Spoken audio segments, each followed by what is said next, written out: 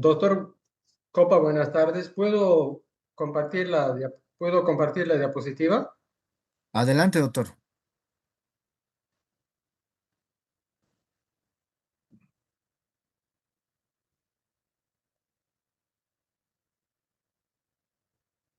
Súper.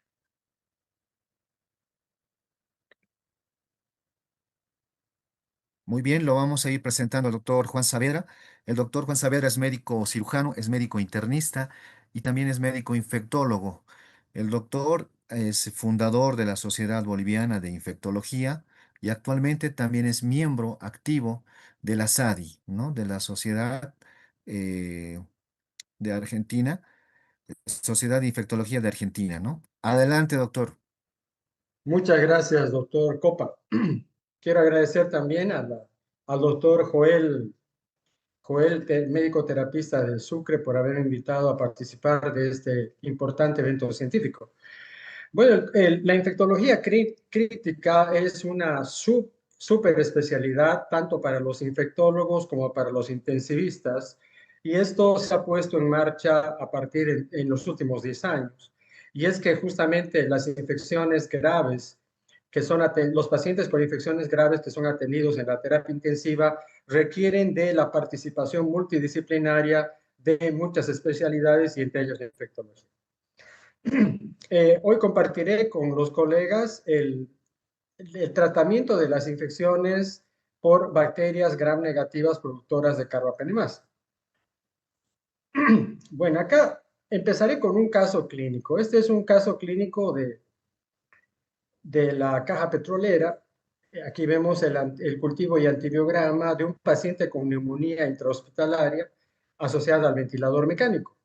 Como ustedes pueden ver, eh, esta pseudomonas es resistente a la micacina, ceftazidima, gentamicina, meropenem, sensible al aztreonam, resistente a la cipro, resistente al imipenem, resistente a la piperacilina, resistente al cefepime, sensible al colistin, resistente a la levo y resistente a la piperacilina tazobactam.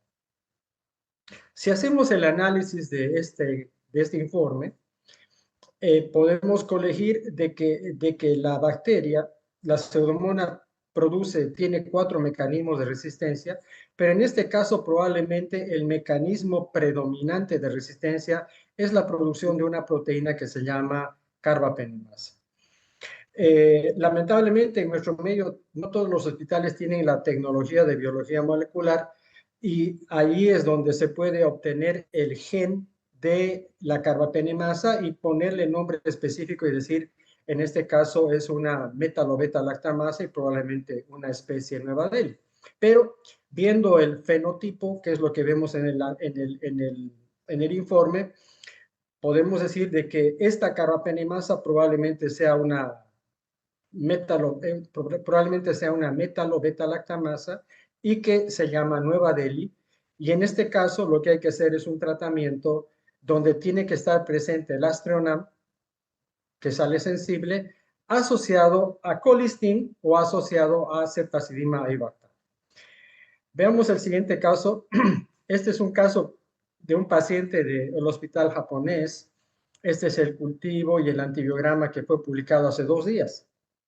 Y como ustedes pueden ver, este es un cultivo de orina en el cual hay desarrollo de pseudomonas aeruginosa en un paciente de más de 60 años, donde la resistencia es a todos los beta-lactámicos, incluyendo imipenem, meropenem, y es sensible solamente a aztreonam y colistin. Entonces, al ver este antibiograma, igual podemos decir desde un punto de vista fenotípico de que la bacteria está produciendo una carbapenemasa y probablemente esta carbapenemasa no sea KPC, sino es una nueva DEL.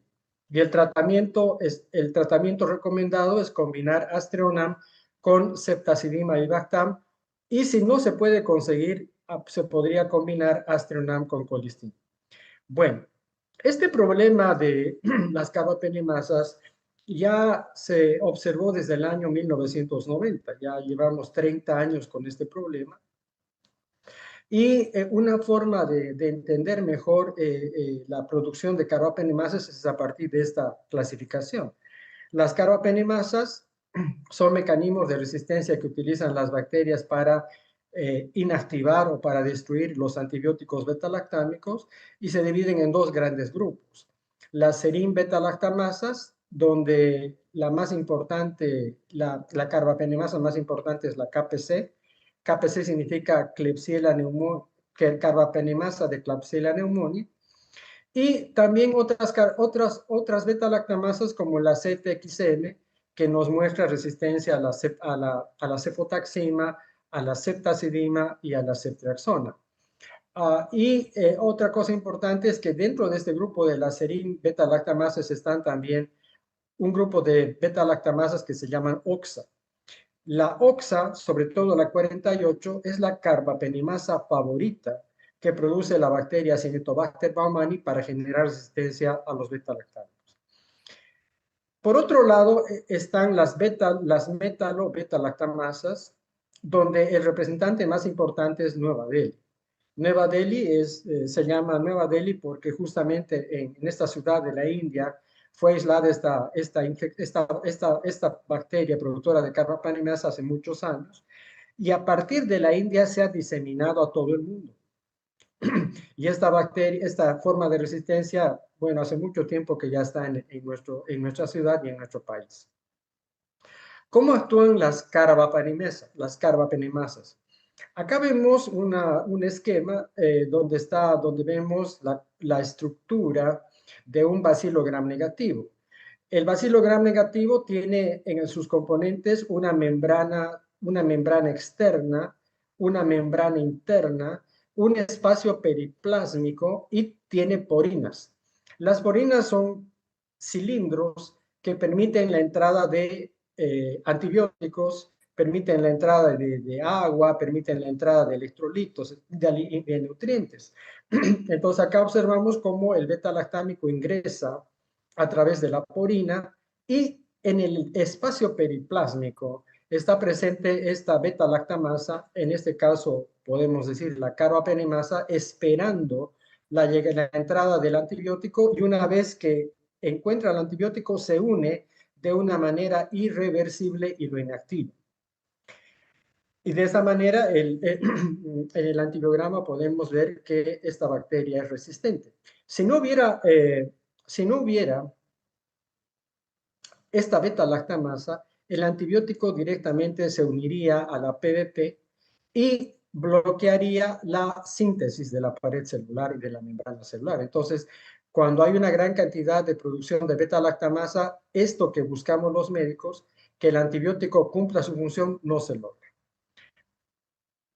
¿Cómo es la epidemiología de esta carbapenemasa? Aquí vemos la distribución de KPC, que es la enzima que se llama carbapenemasa de Klebsiella pneumoniae. En el informe de Latinoamérica podemos ver que hay reportes de Klebsiella, de este tipo de KPC tipo 2 y tipo 3 en Brasil, la misma presentación en Argentina, la KPC está informada presente en Perú, no tenemos información de Bolivia, no tenemos información de Paraguay, no tenemos información de Uruguay. Pero en nuestra ciudad, desde hace muchos años, y sobre todo en la terapia intensiva, el mayor dolor de cabeza de los médicos es justamente las bacterias productoras de beta-lactamasas y sobre todo de KPC. En cuanto al antibiograma, que es algo importante que uno tiene que tener en cuenta, porque a veces uno, cuando evalúa un antibiograma, piensa y dice, ¿por qué no le han probado otro antibiótico? Lo que pasa es que el profesional de microbiología sabe que cuando va a hacer el antibiograma, tiene que utilizar exclusivamente algunos discos, por ejemplo, en enterobacterias. Vamos a suponer Klebsiella pneumoniae en un paciente que tiene sepsis por bacteremia. Cuando encuentra Klebsiella pneumoniae, los discos que va a proponer en el antibiograma son estos, ¿no? Ampicilina, cefazolina, cefotaxima, amoxicilina, clavulánico, pipertazo, genta, cipro, y cotrimoxazol. A eso, que es la estructura básica del antibiograma, le puede agregar esto: cefepima, imipenem, meropenem, amicacina y tetraciclina. Pero fíjense ustedes que en el antibiograma, y esto es importante porque siempre hay que tener un contacto estrecho con el bacteriólogo, el antibiograma de una Klebsiella, los antibióticos que no pueden faltar son este primer grupo. Y el bacteriólogo le agrega este otro grupo como una ayuda para la interpretación del médico. En cuanto a Pseudomonas, los discos que obligatoriamente se tienen que prueba el bacteriólogo son ceftazidima, cefepima, pipertazo, ciprofloxacina, y le agrega imipenem, meropenem. Así que esos son los discos que obligatoriamente debe informar el bacteriólogo. Estos otros discos, cefiderocol, ceftazidima, vivactam, ceftolozano, imipenem y meropenem, bavarbactam, no lo tenemos en el país, pero sí tenemos los discos con los cuales el bacteriólogo, una vez analizado fenotípicamente la bacteria, si el médico le pide y si el paciente tiene sepsis, se podría, digamos, probar la sensibilidad a estos nuevos antibióticos, ¿no? En cuanto a Cinetobacter, los discos que no pueden faltar son ampicilina, sulbactam, ceftazidima, cefepima, ciprofloxacina, gentamicina, y el bacteriólogo nos ayuda al médico agregando los carbapenémicos: imipenem, meropenem, amicacina, pipertazo, cotrimoxazol y minociclina. Entonces, fíjense acá que colistin está en el otro extremo, y el bacteriólogo, cuando encuentra que fenotípicamente hay una carbapenemasa donde hay resistencia al imipenem y al meropenem, le agrega colistin, como les mostré en la primera diapositiva del caso de la caja petrolera. Bueno, en cuanto a tecnología para detectar carbapenemasa, existen estos 4 mecanismos: los bioensayos, los métodos de color, los métodos moleculares que creo que pocos hospitales privados de nuestra ciudad tienen, donde en el cultivo, además de encontrar la bacteria, encuentran el gen responsable de la beta-lactamasa. Pero el método más utilizado en todos los hospitales, y es el método que tenemos que preguntar cuando vamos al laboratorio para confirmar el informe del cultivo, es este método con inhibidores. Es decir, que nuestro laboratorio de bacteriología en Santa Cruz tiene que tener discos de ácido borónico y discos de EDTA. ¿Por qué? Porque el ácido borónico, cuando se lo coloca en la placa de antibiograma, se coloca el disco de ácido borónico entre un disco de imipenem y un disco de ceftazidima. Entonces, fíjense ustedes cómo la sensibilidad, el halo de inhibición solamente de ceftazidima es pequeño. Aquí pueden ser 8 milímetros, pero por acción del ácido borónico, acá se observa que crece el halo de inhibición. A esto se llama efecto huevo, y es por el efecto del ácido borónico. En cambio, con imipenem, si uno ve el efecto que tiene el imipenem para inhibir el desarrollo de la bacteria, en este sector es mínimo, serán 12 milímetros. Pero en presencia del ácido borónico aumenta, es el efecto huevo, de tal manera que el disco de ácido borónico, cuando ocurre esto en el antibiograma, permite al bacteriólogo hacer el diagnóstico de KPC. No se olviden que KPC es una carbapenemasa perteneciente al grupo de las serin beta-lactamasas. En cambio, el disco de EDTA, que acá se lo coloca en medio de los discos de meropenem e imipenem, tienen la misma función de dar el efecto huevo, de mejorar el halo de inhibición, y cuando está presente esto, el diagnóstico es de una metalo-beta-lactamasa, sobre todo en nuestro medio Nueva Delhi. Así que en nuestro medio tenemos la limitación de que desde el punto de vista fenotípico, al observar este disco, cuando vamos con el bacteriólogo, podemos decir que la bacteria es productora de una KPC o que la bacteria es productora de una Nueva Delhi, pero es observando esto. Y para ello tenemos que tener una buena comunicación con el bacteriólogo.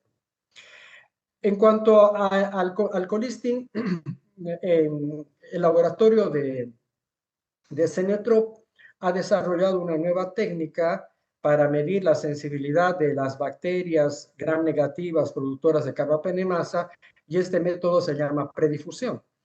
En este sentido, cuando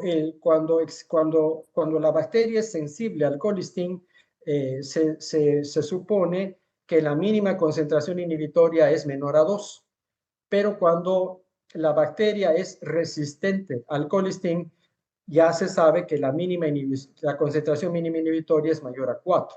Entonces acá vemos el esquema y acá vemos en la práctica cómo se observa la placa. Y en este caso vemos que cuando la bacteria es sensible al colistin, el halo de inhibición es importante, más de 30, más de 20 milímetros, en este caso y en este. Y acá vemos lo contrario. La bacteria no es sensible al colistin y por lo tanto no hay inhibición. Así que estos datos son importantes porque uno tiene que haber algún médico de la terapia intensiva, que puede ser el terapista o puede ser el infectólogo, que al revisar el antibiograma tiene que ir a verificar en laboratorio de bacteriología si está presente o no este mecanismo de resistencia en las bacterias. En cuanto a las carbapenemasas, acá tenemos el comportamiento de las carbapenemasas. Acá tenemos la KPC y acá tenemos la nueva DELI. Fíjense ustedes que en KPC es resistente a la ampicilina, resistente a la pipertazo, resistente a la cefoxitina, a la ceftriaxona, cefepime, sensible a un antibiótico que no lo tenemos legalmente incorporado en el país, que es ceftazidima-avibactam. Se lo puedo conseguir por contrabando. Resistente al Astreonam, resistente al ertapenem, meropenem, y sensible al meropenem, vaborbactam, que seguramente en los próximos 5 años lo vamos a tener en el país. En cuanto a la resistencia del otro grupo de carbapenemasas, la nueva DELI, fíjense ustedes que es solo sensible al Astreonam, y mientras tanto todas las demás opciones son resistentes. Por lo tanto, cuando uno ve un informe de antibiograma de un bacilo gram negativo que es resistente a todos los beta-lactámicos, pero observa que es sensible a Astreonam, ese dato desde el punto de vista fenotípico nos está autorizando, nos está dando indicios de que esta carbapenemasa es nueva DELI, y por lo tanto en el esquema que vamos a iniciar en el paciente, el Astreonam tiene que estar Doctor presente Saavedra. combinado con colistin o combinado con ceftazidima-avibactam. Doctor Copa. Doctor Saavedra, disculpe que lo interrumpamos. Queríamos comunicar, hemos tenido un pequeño inconveniente con la plataforma Zoom. Se va a cerrar en unos minutitos. Por favor, Ya, les pedimos vuelvan a ingresar al mismo link, doctor. Por favor, les ya, listo, pedimos las listo. disculpas correspondientes. Gracias. Puede Ya, continuar, doctor. Se va a cerrar automáticamente. ya. Entonces seguimos. Eh, bueno, cuando tenemos una infección por un bacilo gram negativo que es productor de carbapenemasa o es productor de una beta-lactamasa de espectro ampliado, ¿cuál es la más virulenta? Esa es la pregunta que uno se hace. ¿Cuál de estos mecanismos pone en mayor riesgo la vida del paciente? Bueno, este es un estudio publicado en la revista de infectología de la Sociedad Americana de Infectología, el Clinical Infectious Diseases, donde muestra que la mortalidad a 14 días en pacientes infectados con bacilos gram negativos productores de carbapenemasa, la mortalidad es del 54%. En cambio, la mortalidad de pacientes en los cuales el mecanismo principal de infección, el mecanismo principal de resistencia es la beta-lactamasa de espectro extendido, por ejemplo, CTXM12, la tasa de mortalidad es de 13%. En otras palabras, en este ensayo clínico, lo que se demuestra que cuando en la terapia intensiva está internado un paciente con un bacilo gram negativo y que es productor de carbapenemasa, el riesgo de muerte en 2 semanas es altísimo. 1 de cada 2 termina falleciendo.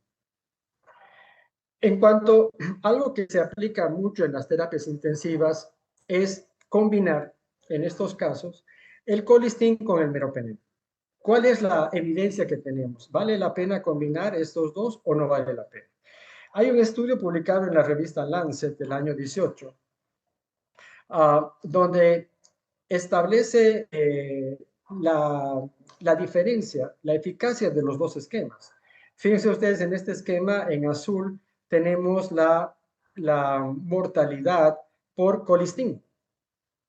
Y al mismo tiempo, en rojo, tenemos la mortalidad en los pacientes que reciben colistin más meropenem. Prácticamente las dos curvas están traslapadas, solapadas. De tal manera que este estudio, y acá en los datos estadísticos, se demuestra que los pacientes que recibieron tratamiento solamente con colistin tienen una mortalidad del 43%. Y los que recibieron la combinación de colistin más meropenem prácticamente es lo mismo. En otras palabras, no vale la pena hacer el tratamiento combinado de colistin más meropenem en un paciente que tiene un bacilo gram negativo productor de carbapenemasa, porque el resultado final es el mismo y lo único que estamos haciendo es, por una parte, ayudar a que las bacterias del paciente aprendan a defenderse mejor del meropenem y segundo, aumentar los costos en el paciente. Así que esta combinación se ha demostrado que no es útil. ¿Qué pasa con las enterobacterias productoras de beta-lactamasa tipo MBL? MBL es Nueva Delhi. Entonces, en las Nueva Delhi, acá tenemos un ensayo clínico otra vez publicado en la revista de infectología de la Sociedad Americana de Infectología. Lo que se observa es que cuando se combina ceftazidima avibactam más Aztreonam,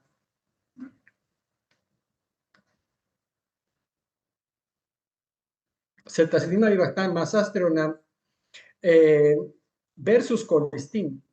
Fíjense ustedes que la mortalidad a un mes en los pacientes infectados es de 19%.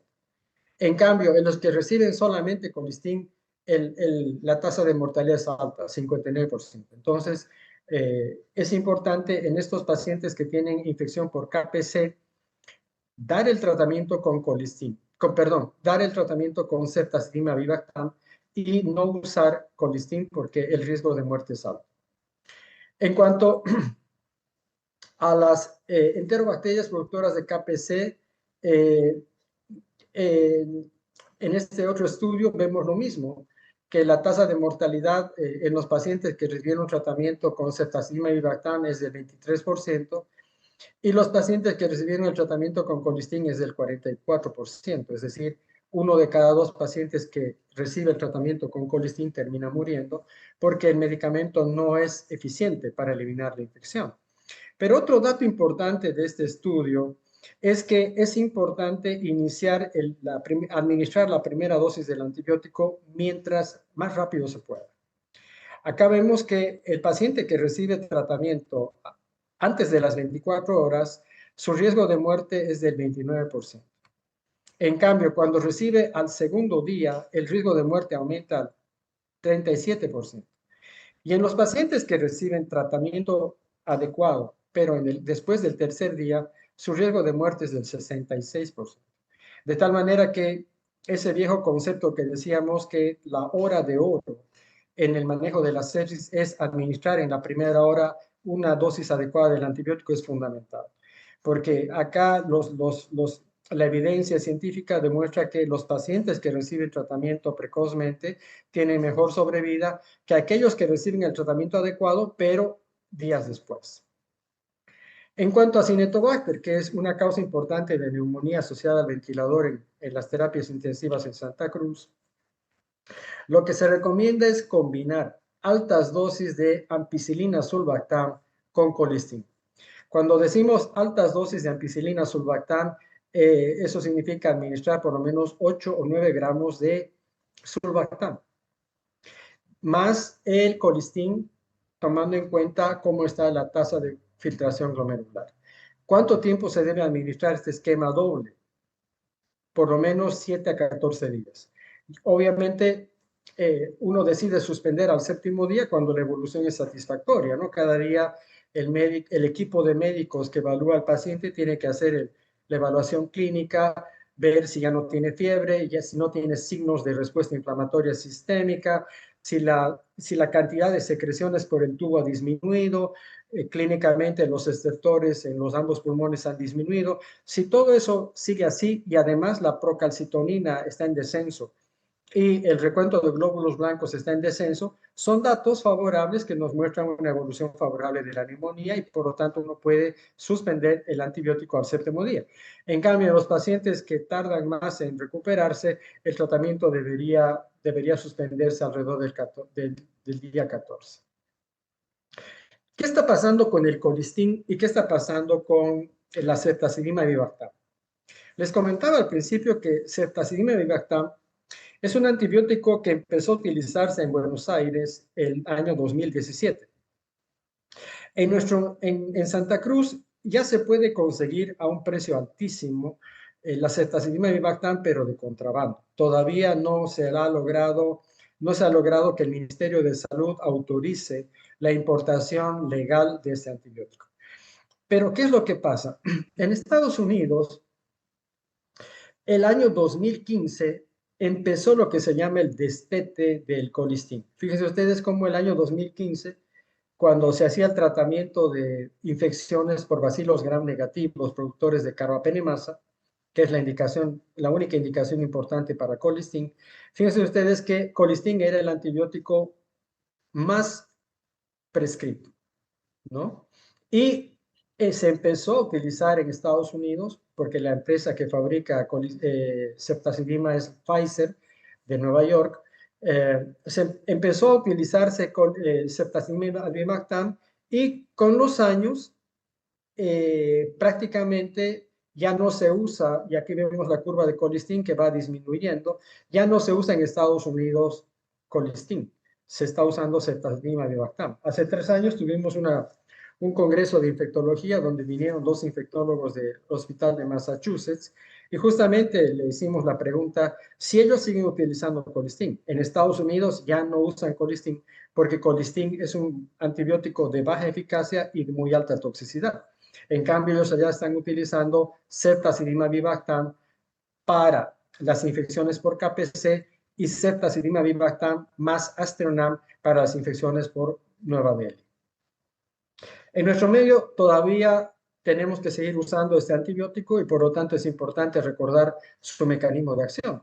El colistin se une a la membrana externa al lipopolisacárido y por lo tanto produce la apertura de la membrana celular externa y hace lo mismo con la membrana celular interna, de tal manera que en el bacilo gram negativo se genera un hueco por el cual ingresa sin control gran cantidad de líquidos, gran cantidad de electrolitos y este cambio osmótico que sufre el bacilo gram negativo hace que termine muriendo, ¿no? Entonces, ese es el mecanismo de acción de colistin. Este dato que lo puse acá, que habla de un punto que es importante que tenemos que tener en cuenta cuando atendemos pacientes con neumonía por bacilos negativos productores de carbapenemasa y le vamos a administrar colistin. Acá tenemos un warning, una advertencia, informándonos que las concentraciones de colistin en el alveolo pulmonar son insuficientes. Así que cuando usemos colistin en un paciente con neumonía, tenemos que saber ya que el antibiótico no tiene alta eficacia para tratar la neumonía. Bueno, decíamos que desde el punto de vista de la sensibilidad y la resistencia, se acepta tanto en Estados Unidos como en Europa que las bacterias sensibles al colistin son aquellas que tienen una mínima concentración inhibitoria menor a 2. En cambio, las que son resistentes al colistin tienen una concentración inhibitoria mayor a 4. Pero nosotros, cuando ya estamos atendiendo al paciente, tenemos que aplicar este conocimiento en la dosis que vamos a administrar al paciente. Entonces, si el paciente tiene una tasa de filtración glomerular menor a 40, que son la mayoría de los pacientes que están en terapia intensiva, la dosis que le podemos administrar en 24 horas son prácticamente 200 miligramos de colistin. En cambio, en el paciente joven que no tiene ninguna enfermedad previa y que tiene una excelente tasa de filtración glomerular, la dosis que se puede aplicar es casi mayor a 360 miligramos, ¿no? Entonces, esto es importante para recordar de que la concentración que queremos encontrar en el pulmón tiene que ser mayor a 2 microgramos por mililitro de colistin. Pero esa concentración en el pulmón no la logramos alcanzar, porque desde el punto de vista farmacocinético y farmacodinámico, colistin llega muy bien a los demás tejidos, pero no al pulmón. Bueno, esa es la última diapositiva que quise compartir con ustedes y estoy atento a sus preguntas.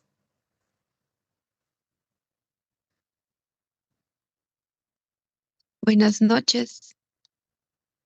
Buenas. Adelante, doctora. Buenas noches. Buenas noches, doctor. Una pregunta referente a lo que acaba de decir.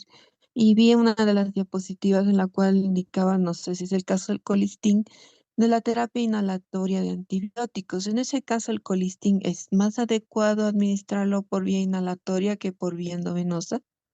Sí, correcto. Hay un estudio elaborado por un neumólogo y neumólogo intensivista en Estados Unidos, Mark Heller se llama, y él demostró en un ensayo clínico publicado en el año 16 que la concentración de antibiótico cuando es administrada por nebulizador supera por lo menos 100 veces la mínima concentración, o sea, supera 100 veces la concentración que se puede lograr administrando por vía endovenosa. Entonces, en ese sentido, es una excelente opción utilizar colistin por nebulización, ¿no? Tomando en cuenta de que hay que utilizar un nebulizador especial para que se logren elaborar los aerosoles adecuados para que llegue el antibiótico hasta el alveolo. Mm. En ese caso, doctor, le pregunto una cosa. Obviamente el nebulizador estoy muy de acuerdo. El problema es que en nuestro medio no se cuenta a la mano con ese nebulizador y si lo hay es demasiado caro, que es el nebulizador en malla. Entonces el ultrasónico en este caso es la opción que tenemos. Entonces, ¿usted cree que llega a la concentración adecuada a nivel alveolar, a pesar de que no es tan adecuado? Eh, Seguramente llega en o sea, como no estamos usando el nebulizador adecuado, con el filtro adecuado, la concentración que llega al pulmón es menor, pero es terapéuticamente, bueno, pero la concentración terapéutica es útil. Por lo tanto, es la única opción que tenemos y habría que hacer un estudio, ¿no? Un estudio científico en alguna de las terapias, podría ser la del San Juan o la del japonés o alguna privada, para comparar la concentración de colistin o de algún antibiótico administrado con el nebulizador adecuado versus el nebulizador común que estamos utilizando. Pero desde el punto de vista práctico, la lógica nos indica de que el nebulizador que estamos usando, si bien no es el adecuado, logra incorporar una concentración adecuada del antibiótico en el pulmón. En ese caso, doctor, ¿el tiempo de terapia sería el mismo o tendríamos que prolongarlo? Porque eso tengo una duda. En algunos textos dice determinado tiempo de días, en otros dice otro tanto, entonces eso me confunde. Bueno, las guías internacionales hablan de que la duración mínima de antibióticos debe ser 7 días para pseudomonas. Neumonía, o sea, infecciones graves por pseudomonas, el tratamiento debería ser por lo menos 7 días. Las guías recomiendan un solo antibiótico, pero a veces se tienen que combinar con dos. Pero lo más importante en el caso de la neumonía asociada al ventilador es la evaluación clínica. El médico de terapia, juntamente con el equipo que va multidisciplinario, que va a atender al paciente, tiene que hacer una buena evaluación clínica, no solamente ver los datos de enfermería, ¿no? El balance, signos vitales y ver el monitor. Tiene que acercarse al paciente, revisar al paciente, ver cómo está la inflamación del pulmón, revisar las secreciones que salen por el tubo, anotar el cambio del color de las secreciones del tubo y ver la radiografía. O sea que hay muchas variables clínicas y de laboratorio que uno tiene que evaluar cada día en el paciente con neumonía asociada al ventilador para decidir si el tratamiento va a ser 7 días o 14 días. Mm, ya, doctor. Muchas gracias, era mi duda. Gracias, doctor. Doctor, una pregunta. Sí, doctor. ¿Un esquema antimicrobiano que nos podría recomendar, doctor, para el tratamiento de Burkholderia cepacia complex? A ver, repítame su pregunta. Para Burkholderia, doctor. Burkholderia Burkholderia. cepacia complex. Ya. Sí, ¿Y en el antibiograma qué le sale? ¿Cómo le sale el informe? resistente a carbapenémicos, doctor. Ya. Cotrimoxazol. En ese caso, en Burkholderia el tratamiento es dar cotrimoxazol, que puede ser como monoterapia o puede ser combinado con vinociclina. Esos dos son los antibióticos que hay que utilizar cuando uno ya conoce que esa es la bacteria y el antibiograma muestra que hay producción de carbapenemasa. ¿Cuánto tiempo? Por lo menos lo mismo, ¿no? De 7 a 14 días. A veces hay que prolongar un poquito más porque el cotrimoxazol hay que administrarlo por vía oral. A veces se consigue por vía endovenosa, pero la dosis que tiene que utilizar es una dosis alta, por lo menos 2.400 a 3.200 miligramos por día. Y eso es una dosis alta y usted tiene que tomar en cuenta que en el paciente séptico el funcionamiento del tubo digestivo está modificado, entonces la absorción que tiene el cotrimoxazol va a estar disminuida. Así que la dosis recomendada es de 2.400 a 3.200 miligramos de cotrimoxazol, más minoxiclina. Gracias, doctor.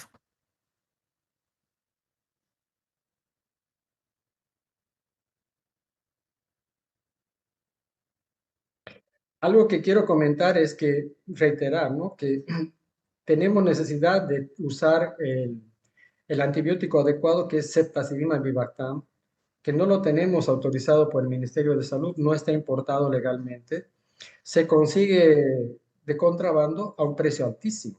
Entonces yo creo que la Sociedad Boliviana de Terapia Intensiva, junto con la Sociedad Boliviana de Infecto, Medicina Interna, Pediatría, etcétera, tendrían que hacer los trámites, la representación ante el Ministerio de Salud para que a la brevedad posible se incorpore este antibiótico de manera legal en el país.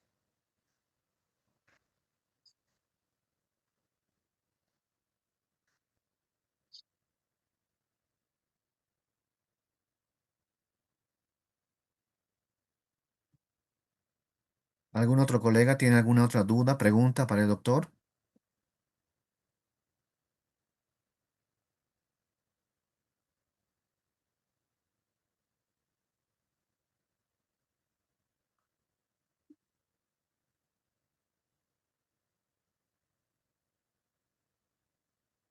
¿Ninguna pregunta Muy más? bien. Si no hay más dudas, preguntas, muchísimas gracias. ¿Hay pregunta? Adelante, adelante, doctora.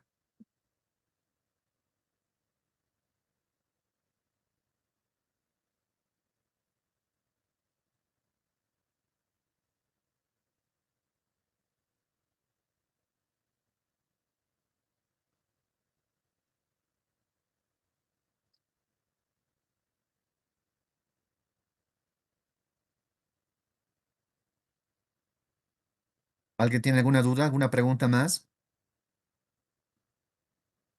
Buenas noches, yo, doctor. Adelante, doctor. Doctor, buenas noches. Debido al mecanismo de acción de lo que es el colistín en las bacterias, y debido a eso, como dijo, ¿no? Que debería prolongarse el tratamiento, ¿tiene algún tipo de efecto en el manejo o el control de electrolitos séricos en el paciente? Sí. Colistin tiene dos efectos adversos que siempre hay que tomar en cuenta. Por una parte, elimina gran cantidad de potasio y magnesio, entonces hay que hacer monitoreo de este efecto adverso. Y segundo, es nefrotóxico, o sea, cuando uno alcanza la concentración sérica de 2 microgramos, 2 miligramos por litro de colistina en sangre, esa dosis que es terapéutica también produce daño en el riñón, es nefrotóxica. Pero además, el tercer efecto adverso es que es neurotóxica. Muchos pacientes desarrollan fasciculaciones y algunos llegan a tener crisis convulsivas. Entonces, ese efecto es producido por el colistín. Pero en el tema de líquidos y electrolitos, colistín es capaz de producir disminución de potasio y de magnesio. Gracias, doctor.